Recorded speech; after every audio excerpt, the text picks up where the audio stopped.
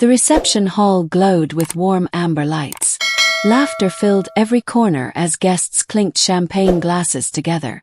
The band played softly in the background while people swayed to the music. My heart should have been soaring. This was supposed to be the happiest night of my life. Instead, I sat frozen at the head table, watching Evelyn across from me with careful eyes. The best man had just finished his toast. Everyone raised their glasses high in the air. I reached for mine, but something caught my attention. Evelyn leaned forward slightly, her hand moving near my champagne flute. She pretended to adjust the white napkin beside it, but I saw everything. Her fingers wrapped around a small silver spoon. She stirred it quickly into my glass, so fast that most people would have missed it completely. She slid the glass back in front of me with a tiny smirk on her lips. Her eyes met mine for just a second. That look told me everything I needed to know. This wasn't an accident. This was planned. My pulse hammered in my chest, but I kept my face calm and empty. Years of dealing with Evelyn had taught me one important lesson. Never let her see fear. Without blinking, I switched our glasses. My hand moved smoothly across the table as I reached for the breadbasket. In that single motion, her glass became mine and mine became hers. Nobody noticed. The conversation continued around us. Colton squeezed my hand under the table, completely unaware of what had just happened. The toast began. Everyone drank and clapped. I lifted my glass, her glass, to my lips and took a small sip. Beside me, Evelyn grabbed what she thought was her own drink. She drank deeply, still wearing that satisfied smile. Then everything changed. Her laughter cut off suddenly. Her hand flew to her throat. Her eyes went wide with shock.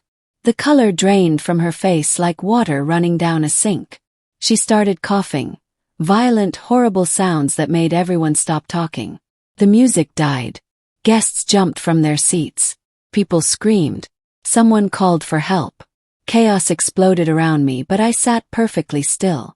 My hands rested calmly in my lap. My face showed nothing. Inside my head, one thought repeated over and over. I told you I wasn't crazy. Paramedics rushed into the hall within minutes. They surrounded Evelyn, checking her pulse and asking questions. Her husband, Brandon, pushed through the crowd, his face twisted with panic. Colton stood beside me, gripping my shoulder, asking what happened. I shook my head slowly. I don't know, I whispered. My voice sounded distant even to my own ears. But I did know. I knew exactly what happened. And soon everyone else would too. The ambulance took Evelyn away. The reception fell apart. Guests gathered in small groups, whispering and pointing. Some left immediately. Others stayed, hungry for details about the drama. I excused myself and walked to the balcony outside the hall. The cool night air hit my face, and I finally allowed myself to breathe deeply. My name is Tessa Monroe. I became a Monroe just 3 hours ago when I married Colton. But the truth is, I never truly belonged to this family. From the very first moment I met them, Evelyn made sure I understood that. She smiled in public and whispered poison in private. She destroyed my confidence piece by piece while everyone watched and did nothing. Tonight was supposed to break me. Instead, it freed me. I pulled out my phone and opened a voice recording I had saved weeks ago. Evelyn's voice played softly through the speaker. Let's make sure the bride loosens up tonight. Her laughter followed, cold and cruel. I had everything I needed. Every insult, every sabotage, every lie. All of it documented and saved. The war between us had been building for 6 months. Tonight was just the moment everything exploded into the open. But to understand how we got here, I need to go back to the beginning. Back to the night I first met Evelyn and realized that marrying Colton meant going to battle with his sister. 6 months earlier, Colton brought me home to meet his family.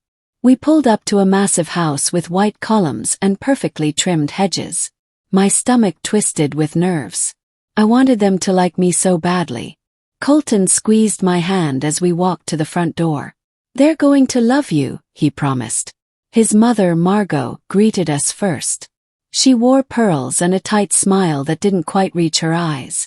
She kissed Colton's cheek and barely glanced at me before leading us inside. The dining room table was set with fine china and crystal glasses. Everything looked expensive and perfect. Then Evelyn walked in. She was tall and elegant, with dark hair pulled back in a sleek ponytail. Her dress probably cost more than my rent. She hugged Colton tightly, then turned to me with a smile that looked friendly but felt dangerous. "So you're the girl who finally caught my baby brother," she said. Her voice was sweet like honey, but something felt wrong underneath. Dinner started smoothly. Margot asked about my job. I worked as a teacher, which seemed to disappoint her. She nodded politely but changed the subject quickly. Brandon, Evelyn's husband, tried to include me in conversations. He seemed kind, unlike the rest of them. Then came dessert. Evelyn stood and raised her wine glass high. "I'd like to make a toast," she announced. Everyone quieted down and looked at her. She smiled at Colton, then at me. "To the brave girl marrying into the Monroe madness. Welcome to the family, Tessa. I hope you survive us." Laughter erupted around the table. Colton chuckled and shook his head. Margot smiled behind her wine glass. But I saw the truth in Evelyn's eyes.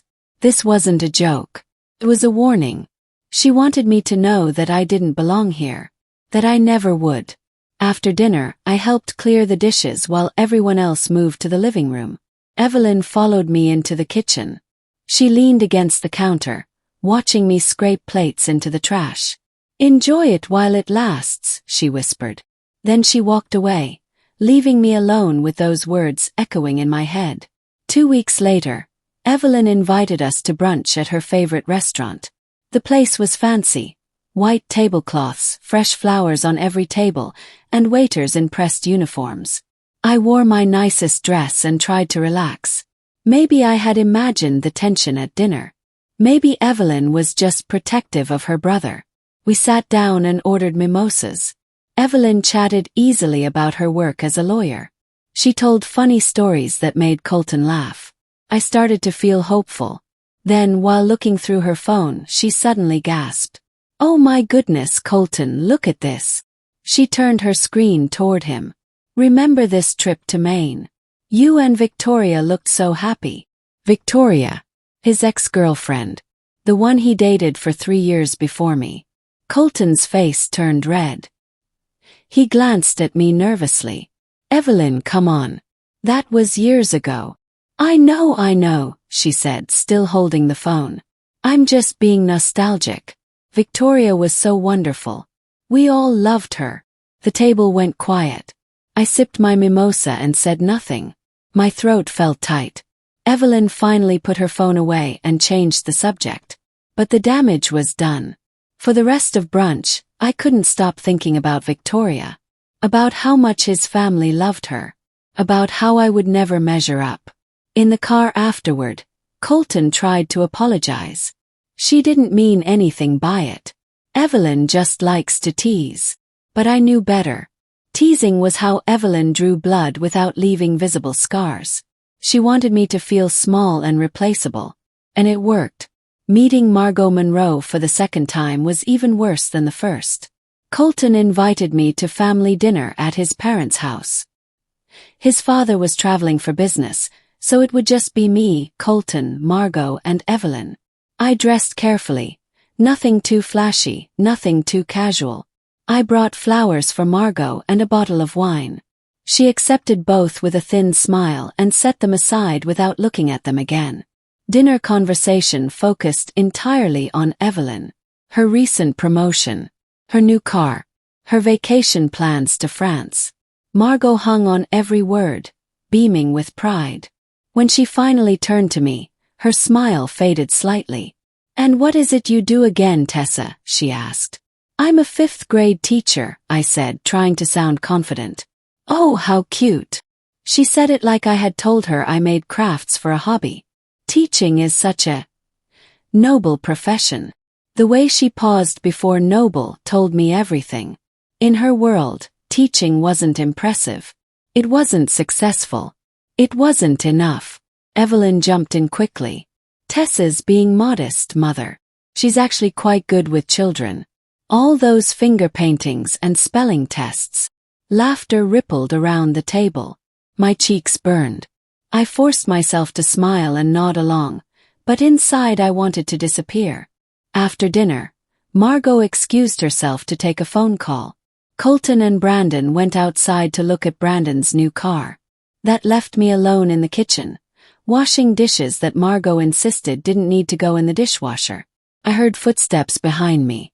Evelyn appeared in the doorway, leaning against the frame with her arms crossed. She didn't say anything. She just watched me scrub plates with a small smirk on her face. That silent message was clear. You don't belong here. You're the help, not the family.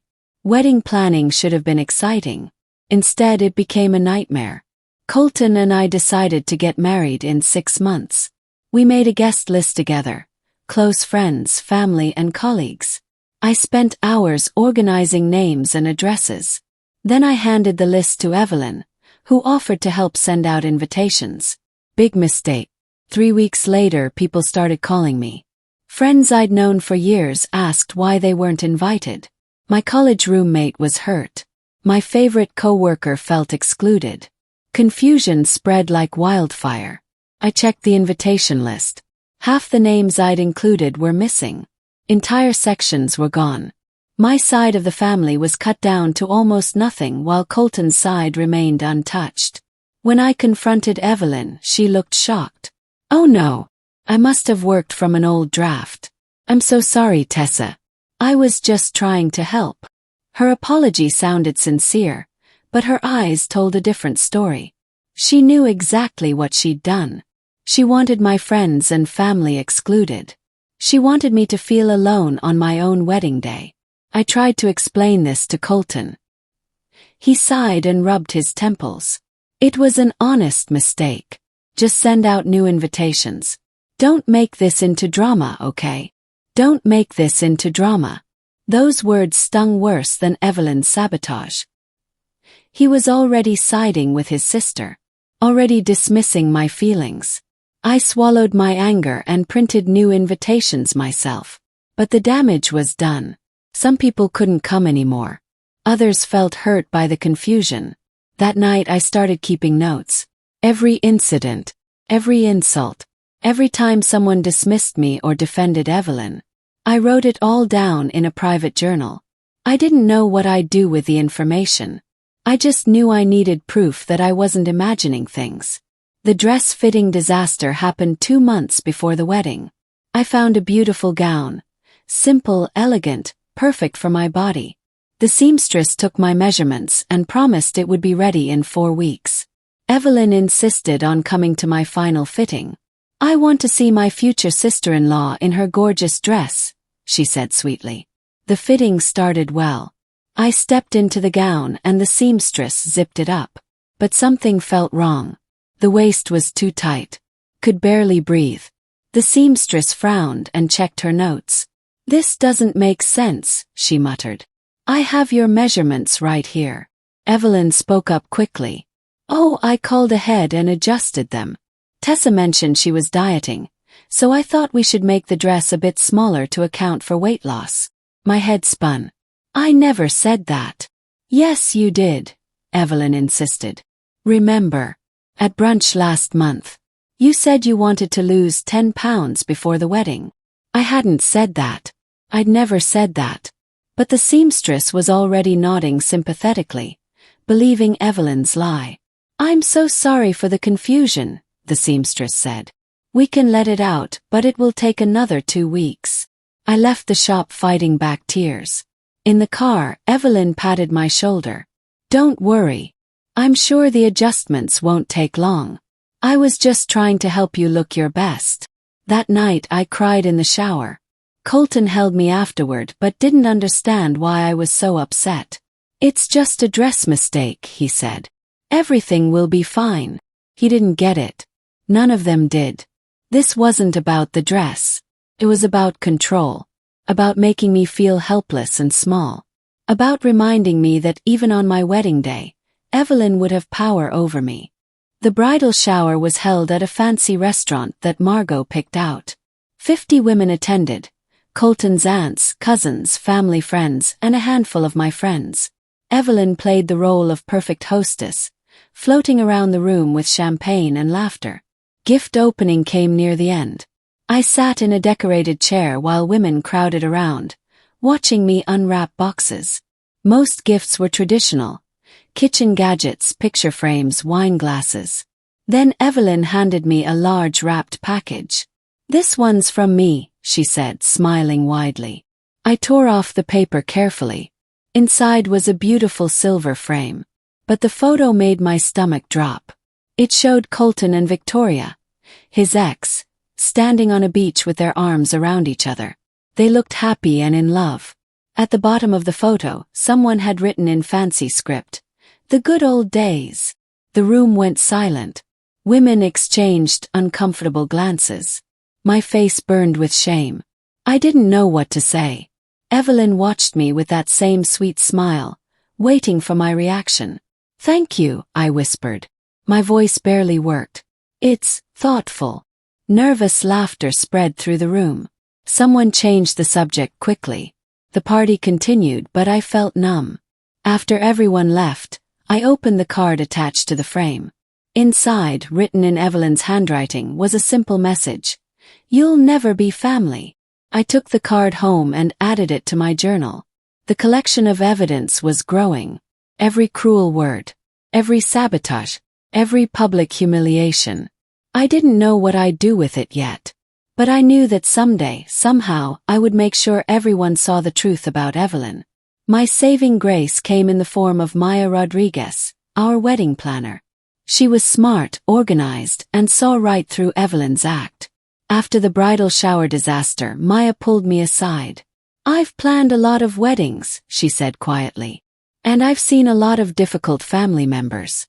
But Evelyn is something else." I almost cried with relief. Finally, someone who understood. Someone who believed me.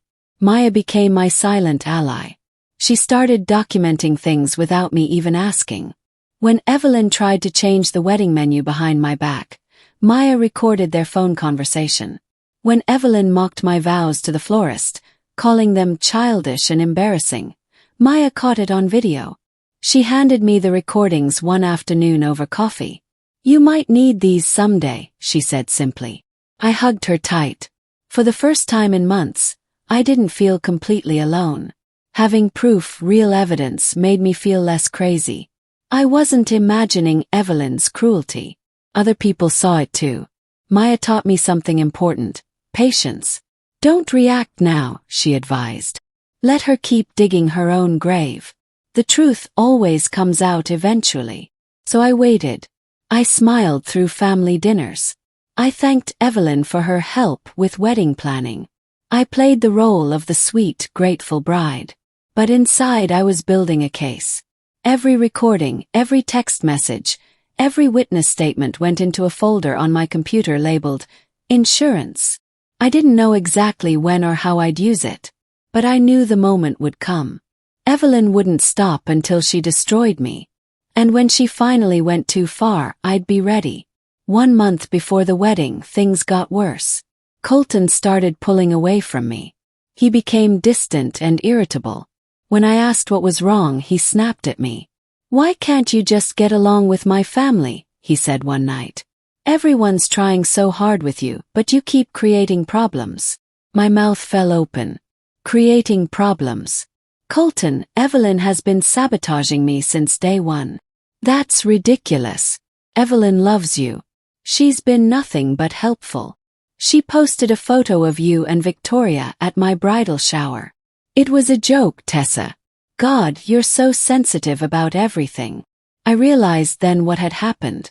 Evelyn had gotten to him. She'd been whispering in his ear, twisting every incident to make me look paranoid and dramatic. And he believed her because she was his sister, his family, and I was just the outsider trying to fit in. That night I made a decision. I couldn't rely on Colton to protect me. I couldn't count on his family to see the truth. I was alone in this battle. So I started documenting everything even more carefully. I saved every text message. I recorded every conversation where Evelyn insulted me. I took photos of every accident she caused. My journal grew thicker. My folder of evidence expanded. I was building something, a weapon I could use when the time was right. I didn't want revenge. I just wanted the truth to be visible. I wanted one moment where everyone would see exactly who Evelyn really was. 3 weeks before the wedding, my engagement ring disappeared. I always kept it in a small dish on my bathroom counter. One morning, I reached for it and found the dish empty. Panic flooded through me. I tore apart the bathroom, searching everywhere. I checked the bedroom, the kitchen, even the laundry room. Nothing. The ring was gone. It was a family heirloom, Colton's grandmother's ring, and now it had vanished. I called Colton in tears. He rushed home from work. We searched together for hours. Finally, he called his mother to tell her what happened.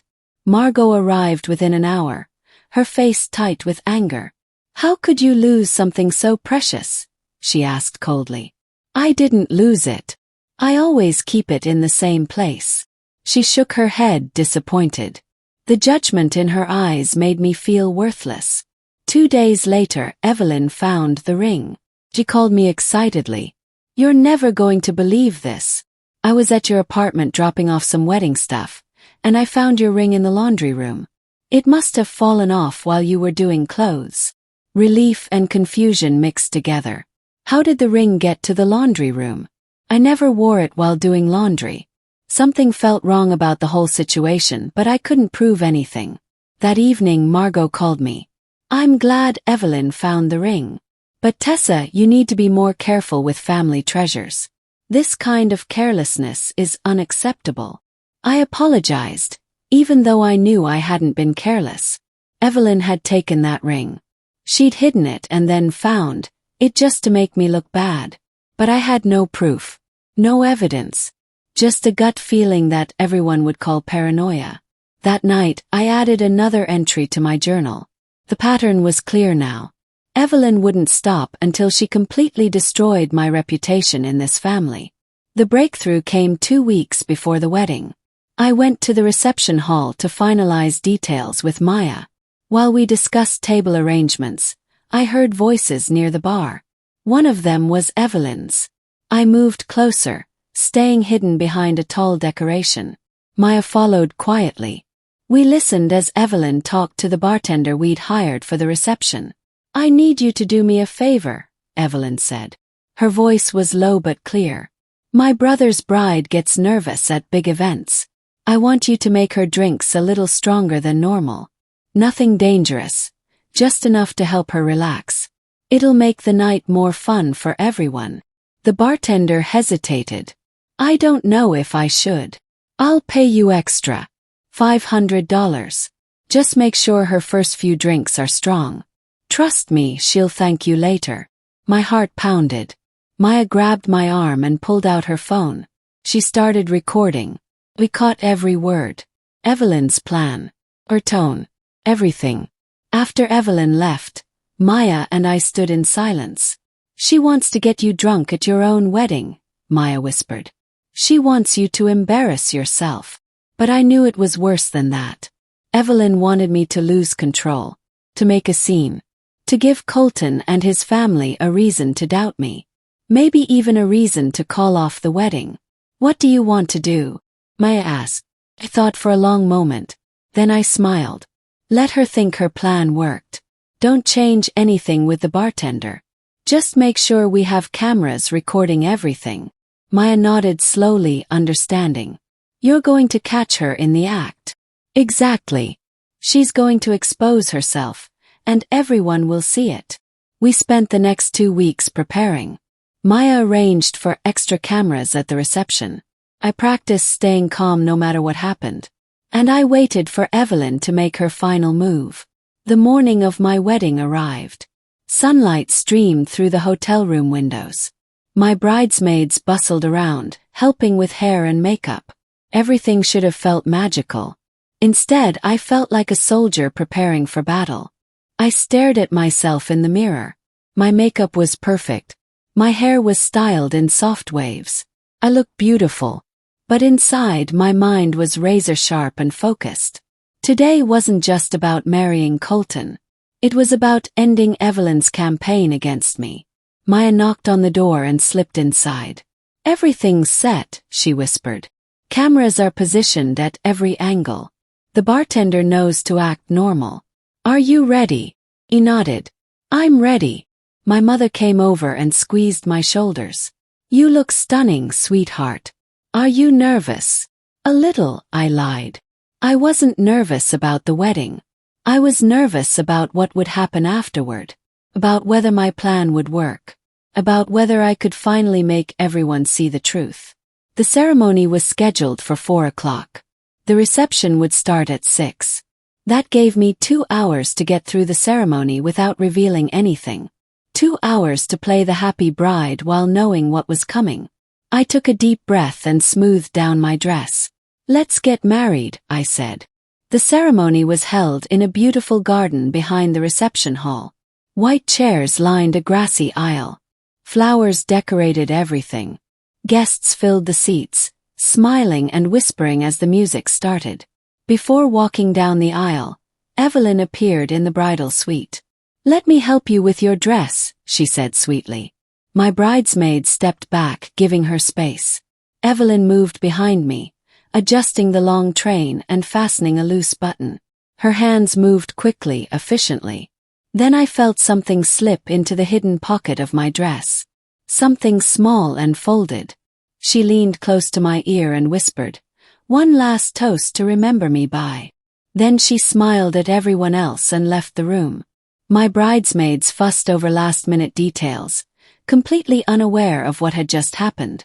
I reached into my pocket carefully and pulled out a small piece of folded paper. I opened it just enough to read the message inside. "Tonight we'll see who you really are." I tucked it back in my pocket. My pulse quickened, but I kept my face calm. Whatever Evelyn had planned, it was happening soon. I just needed to be ready. The ceremony itself passed in a blur. I walked down the aisle on my father's arm. Colton waited at the altar, looking handsome and happy.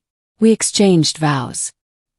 He slipped the ring on my finger, the same ring that had mysteriously disappeared weeks ago. Kissed. Everyone applauded. I was officially Tessa Monroe now. And tonight everything would change. The cocktail hour before the reception felt endless. Guests mingled and laughed. Evelyn worked the room like a politician, hugging people and telling stories. She gave a dramatic reading during the ceremony that made people cry. Everyone loved her. I watched from across the room, studying her. She was so confident, so sure that tonight would end with my humiliation. She had no idea that I'd been planning to. That every move she made was being recorded. That her own words would destroy her. Colton pulled me aside and kissed my forehead. "You okay? You seem distracted." "Just taking it all in," I said. "It's a lot." "I know. But we made it. We're married now. Nothing can touch us." I smiled and nodded. But I knew he was wrong. Something was about to touch us. Something big enough to shake his entire family. The reception hall doors opened. Guests flooded inside, finding their seats. The room glowed with amber lights and candles. The head table was set with champagne flutes already filled and waiting. I spotted mine immediately. It sparkled in the light, looking innocent and celebratory. But I knew better. Somewhere in that glass was whatever Evelyn had planned. Some way to make me lose control. To embarrass myself. To prove to Colton that I wasn't good enough for this family. Maya caught my eye from across the room. She nodded slightly. Everything was in place. Cameras were recording. The bartender was playing along. All I had to do was switch the glasses at the right moment. I sat down at the head table. Evelyn sat directly across from me. Her champagne flute perfectly positioned. She looked radiant and happy, like the perfect sister celebrating her brother's wedding. Soon everyone would see the monster behind that smile. Dinner was served. Guests ate and chatted happily. The band played soft music in the background. Everything felt normal and celebratory. but tension coiled tight in my chest. I barely tasted the food on my plate. Evelyn laughed loudly at something Brandon said. She sipped her water and glanced at me occasionally. Each time our eyes met, her smile widened. She was enjoying this. She thought she'd already won. The speeches began after dinner. The best man stood and told funny stories about Colton. Everyone laughed and clapped. Then my maid of honor spoke, making people cry with her sweet words about friendship and love. When she finished, she raised her glass high. "To Tessa and Colton," she called out. "To Tessa and Colton." Everyone echoed. This was it. This was the moment. Everyone was about to drink their champagne. Including me. Including Evelyn. I watched Evelyn carefully. She leaned forward slightly, pretending to adjust the napkin beside my plate. But I saw her hand move. I saw the small silver spoon she'd hidden in her palm. She stirred it quickly into my champagne, just once, barely visible, then slid the glass back into place. She settled back in her chair, looking satisfied. Her eyes met mine and she smiled. That smile said everything. "I've won. You're finished. Everyone will see you fall apart." But she didn't know I'd been watching. She didn't know Maya had caught everything on camera. And she didn't know what I was about to do next. I reached across the table, pretending to grab the breadbasket. My hand moved smoothly and naturally. In that single motion I switched our champagne glasses. Hers became mine. Mine became hers. Nobody noticed. The conversation continued around us. Colton squeezed my hand under the table. Brandon refilled water glasses. Everything seemed normal. The toast continued. My maid of honor called for everyone to drink. All around the room, people lifted their glasses and sipped. I raised the glass that had been Evelyn's, clean and safe, and took a small drink. The champagne tasted perfect. Beside me, Evelyn grabbed what she thought was her own glass. She drank deeply, still wearing that satisfied smile. Then everything changed. Her laughter cut off suddenly. She made a choking sound. Her hand flew to her throat. Her eyes went wide with shock and confusion. The color drained from her face like someone had pulled a plug. She started coughing. Horrible, violent sounds that made everyone freeze. Her chair scraped backward as she stood up, gasping for air. The champagne glass slipped from her hand and shattered on the floor. The music stopped. Conversations died. Guests jumped to their feet. Someone screamed. Brandon grabbed Evelyn's shoulders, shouting her name. But I stayed perfectly still. My hands rested calmly in my lap. My face showed nothing. Inside my heart pounded like a drum, but outside I was a statue. Colton rushed to his sister's side. Margot pushed through the crowd, crying. Everyone circled around Evelyn while she gasped and choked. Chaos erupted throughout the hall. The perfect wedding reception had turned into a nightmare, and I just sat there watching it all unfold. Watching Evelyn destroy herself with her own poison. Paramedics arrived within minutes. They pushed through the crowd and surrounded Evelyn. Someone cleared space while they checked her pulse and blood pressure. Brandon answered their questions frantically. What did she eat? What did she drink? Does she have allergies? Nobody looked at me. Nobody suspected anything. I was the bride, sitting quietly at the head table, watching the chaos with appropriate concern on my face. One of the paramedics asked if anyone had seen what happened. Guests spoke over each other. She just started choking. She grabbed her throat. She drank champagne and then collapsed. Colton returned to my side. His face was pale with shock. "What the hell happened?" he asked. "I don't know," I whispered. Everything was fine, and then he pulled me into a hug. I rested my head against his chest and listened to his racing heartbeat. Over his shoulder, I watched the paramedics load Evelyn onto a stretcher. She was conscious now but weak. Her eyes found mine across the room. For just a second, understanding flashed across her face. She knew. She knew what had happened. She knew I'd switched the glasses. But she couldn't say anything. Not without admitting what she'd done. Not without exposing her own plan to poison me. The paramedics wheeled her out. Brandon followed, his face twisted with worry. Half the guests trailed behind, abandoning the reception to see what would happen next. Margot stopped beside our table. Her mascara was smeared from crying. "We need to go to the hospital," she said to Colton. He nodded and looked at me.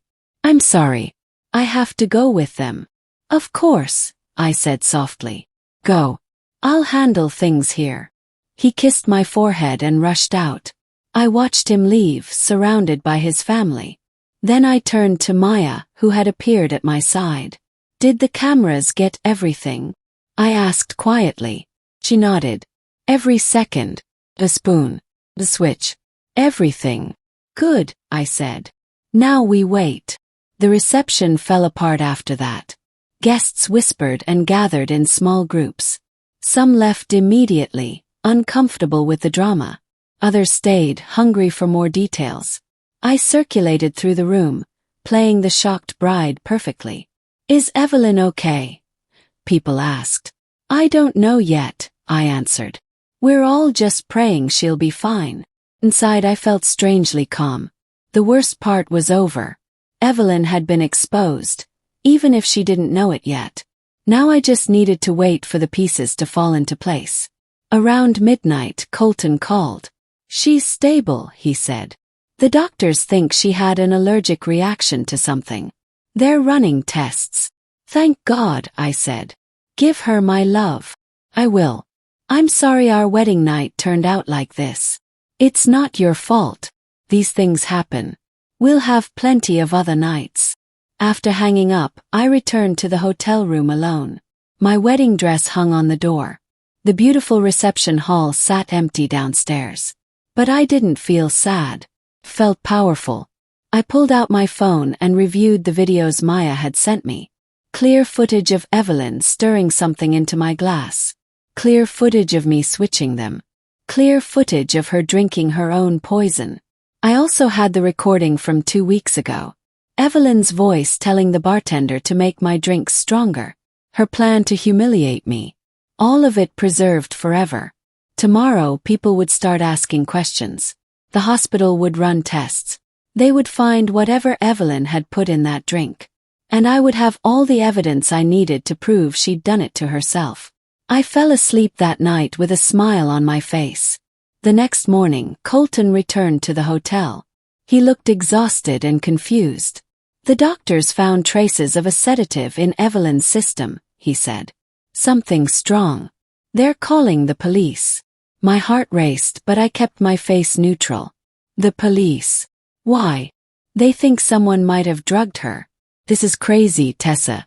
Who would do something like that at our wedding?" I sat down slowly on the bed. "I don't know. That's terrible." He paced the room, running his hands through his hair. "The police want to question everyone. They're going to review security footage from the hall. They want to talk to you too, since you were sitting right next to her." "Of course," I said calmly. "Whatever they need." 2 hours later, a detective arrived at the hotel. His name was Detective Barnes, and he had kind eyes that seemed to see right through people. He asked me to walk him through the evening step by step. I told him everything truthfully. The speeches, toast, sitting at the head table, Evelyn choking suddenly. I didn't lie about any of it. "Did you notice anything unusual?" he asked. "Anyone acting suspiciously around the drinks?" Paused as if thinking carefully. "Actually, yes. Now that you mention it, I did see Evelyn lean forward right before the toast. She was doing something near the glasses, but I didn't think much of it at the time." Detective Barnes wrote this down. "Can you be more specific?" She reached toward my champagne glass. I thought she was adjusting the napkin, but her hand moved over my drink. I remember thinking it was odd. He looked up sharply. "Your drink. Not hers." "Yes, but then." I stopped, pretending to remember. I switched our glasses right after that. I reached for the breadbasket and accidentally moved the glasses around. I didn't realize until now, but I must have switched them. Understanding dawned on Detective Barnes's face. So the glass she drank from was actually meant for you? I think so. Oh my God. I covered my mouth with my hand. Do you think she was trying to drug me? We'll need to investigate further, he said carefully. But yes, that's one possibility we're exploring. Over the next few days, the investigation moved quickly. Detective Barnes reviewed the security footage that Maya had provided. He saw everything. Evelyn's hand moving over my glass. The small spoon. The switching of glasses. Everything I'd told him was confirmed on video. He also spoke with the bartender, who nervously admitted that Evelyn had paid him to make my drinks extra strong. The bartender claimed he'd refused, but he'd kept the $500 she'd given him. That alone was evidence of her plan. Then Detective Barnes discovered the recording Maya had made 2 weeks earlier. Evelyn's voice, clear as day, telling the bartender to help her drug me. Her exact words, "Make sure her first few drinks are strong." The case against Evelyn was building rapidly. But I had even more evidence to share. I handed Detective Barnes my journal. Every incident over the past 6 months. Every sabotage. Every cruel comment. All of it documented with dates and witnesses. She's been trying to destroy me since the day we met, I explained. She didn't want me to marry her brother. She wanted to humiliate me at the wedding so badly that Colton would leave me. Detective Barnes read through the journal carefully.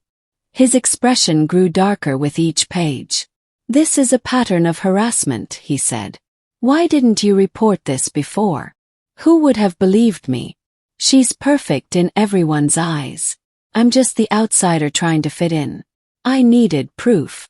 "Well, you have it now," he said. "More than enough." The police arrested Evelyn 3 days after the wedding. The charges included attempted assault and conspiracy to commit bodily harm. Brandon was devastated. Margot refused to believe it at first. But the evidence was overwhelming. Colton sat in our apartment, staring at the journal I'd kept. He read every entry, every instance of Evelyn's cruelty that he'd dismissed or explained away. His face crumbled. "You tried to tell me," he whispered. "All those times you tried to tell me, and I didn't believe you." "You believed your sister," I said gently.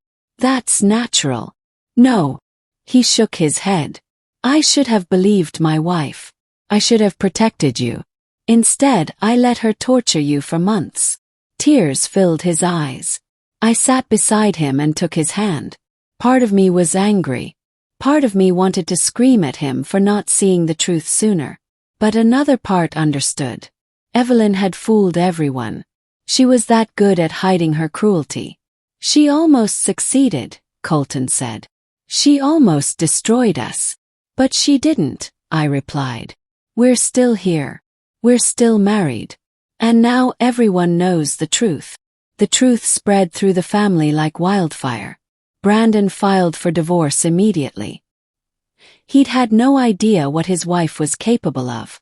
Margot called me crying, apologizing over and over. She'd been so wrong about me.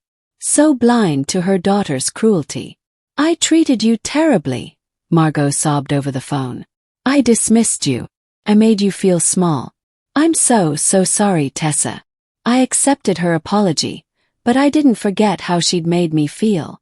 Forgiveness would take time. Trust would take even longer. The recording of Evelyn planning to drug me leaked somehow. Suddenly the story was everywhere. Local news picked it up first. Then regional outlets. Then national media. Sister-in-law attempts to drug bride at wedding reception became a viral story. My phone exploded with messages. Old friends reached out. Strangers sent support. Women I'd never met shared their own stories of being dismissed and gaslit by family members. I became a symbol of something bigger than myself. A woman who'd been pushed down but refused to break. A woman who'd documented the truth and waited for the right moment to reveal it. Evelyn's lawyer tried to make a deal. She wanted the charges reduced. She claimed it was just a prank gone wrong. She never meant any real harm. But the prosecutor had my journal, my recordings, My evidence of 6 months of systematic harassment. This wasn't a prank, the prosecutor told the judge. This was a calculated attempt to destroy someone's reputation and possibly cause serious harm. The defendant planned this for weeks. She paid a bartender to drug the victim. She put a sedative in the victim's drink. If Ms. Monroe hadn't switched the glasses, we'd be dealing with a very different situation right now. The judge agreed. Evelyn was convicted and sentenced to 2 years in prison, plus mandatory therapy and a restraining order. She was also ordered to pay restitution for the destroyed wedding reception. Brandon visited me one afternoon. He looked broken and ashamed. I should have seen it, he said. I lived with her for 8 years, and I never saw how cruel she could be. She hid it well, I said. That's what made her so dangerous. Thank you, he said quietly, for not letting her get away with it, for being strong enough to fight back. 6 months after the wedding, I sat in my classroom organizing papers. The school year had started again, and life felt almost normal. But everything had changed. I wasn't the same person who'd walked down that aisle. I'd received job offers after the story went viral. Companies wanted me to speak at events. Organizations invited me to share my story with other women facing harassment. I'd even been contacted by a publisher interested in turning my journal into a book. But I stayed at my teaching job. Those kids needed me. And honestly, I needed them too. Their innocence and joy reminded me that not everyone was cruel. Not every family was broken. Colton and I were rebuilding our marriage slowly. He'd spent months in therapy, working through his guilt about not protecting me. We went to couples counseling together. Some days were hard. Some days I still felt angry about all the times he'd dismissed my concerns. But we were trying. And that counted for something. Margot had become a different person. She invited me to lunch regularly now. She asked about my work and actually listened to my answers. She'd even started volunteering at a women's shelter, trying to make up for the way she'd treated me. I was so focused on protecting Evelyn that I couldn't see what she was doing, Margot told me one afternoon. I failed you as a mother-in-law. I'm trying to do better. I appreciated her effort. Forgiveness was a process, not a single moment. But we were getting there. The biggest change came from inside myself. I was no longer the woman who smiled through pain. I was no longer afraid to speak up when something felt wrong. Evelyn had tried to break me, but instead she'd made me stronger. 1 year after the wedding, Colton and I decided to have a small vow renewal ceremony. Just close friends and immediate family. No drama. No stress. Just a simple celebration of the marriage that had survived so much. We held it in the same garden where we'd originally gotten married. But this time everything felt different. Lighter. Happier. Real. My friends surrounded me as I got ready. Maya was there too, now one of my closest friends. She'd been my rock through everything. How do you feel? Maya asked as she helped with my hair. Happy, I said. And I meant it. Actually, genuinely happy. Margot knocked on the door. She held a small box in her hands. I wanted to give you this, she said. Inside was a beautiful diamond necklace. It belonged to Colton's grandmother. The same grandmother whose ring you wear. I should have given this to you a year ago. I'm sorry it took so long. I hugged her tight. Thank you. For everything. For trying. You're my daughter now, she said. Really and truly. I see that now. The ceremony was perfect. Simple vows. Tears of joy. Laughter. When Colton and I kissed, everyone cheered. This time there was no poison. No hidden cruelty. Just love and celebration. At the small reception afterward, I stood and raised my glass.